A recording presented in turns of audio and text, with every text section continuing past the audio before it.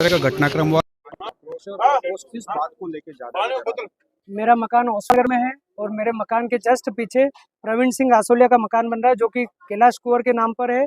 और प्रवीण सिंह आसोलिया जो कि अवैध रूप से मकान बना रहा है, उसका कोर्ट में केस चल रहा है जिस पर कोर्ट ने आदेश दे रखा है कि इसके ऊपर स्टे है और यूडीए ने उसके अवैध मकान को सीज भी कर रखा है, जिसकी कार्यवाही जारी है। और ये इस डर में था कि ये मकान डिसमेंटल हो सकता है और बार बार अवैध निर्माण करवाता जा रहा था, तो उस वजह से हमने कमिश्नर नियुक्ति करवाई कोर्ट में और कमिश्नर की आज रिपोर्ट आई।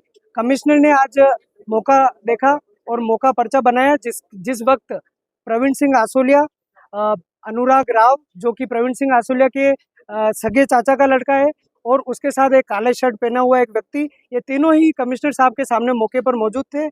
और उसके पश्चात जब मौके की रिपोर्ट उनको विपरीत बनती हुई दिखी तो उन्होंने घर के अंदर पहले गाली गलौज करा, उसके बाद में कमिश्नर साहब ने शांत कराया।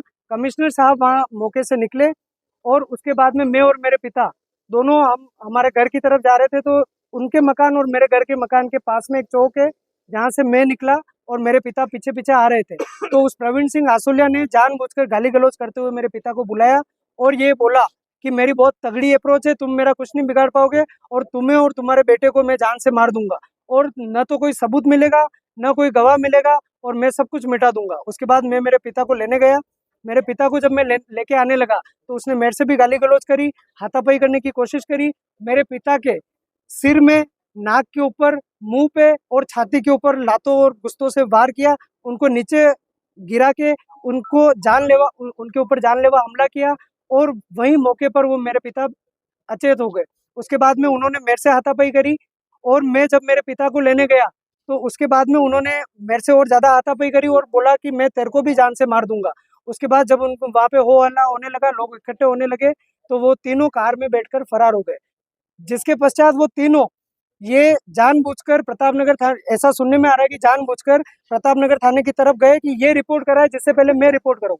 और प्रतापनगर थाने में जब ये तीनों गए तो पुलिस प्रशासन ने उनको वहां नहीं रोका और उनकी एप्लीकेशन लेकर और वहां से मौका पर्चा देके और वो तीनों फरार हो गए। और अभी तक उनकी कोई न तो गिरफ्तारी हुई है, न उनकी कोई लोकेशन मिली है, न कुछ अता पता है। और मैं 7 बजे से यहाँ बैठा हुआ हूँ और रिपोर्ट ही बना रहा हूँ और अभी तक कोई मौके पर कोई कार्रवाई नहीं हुई है।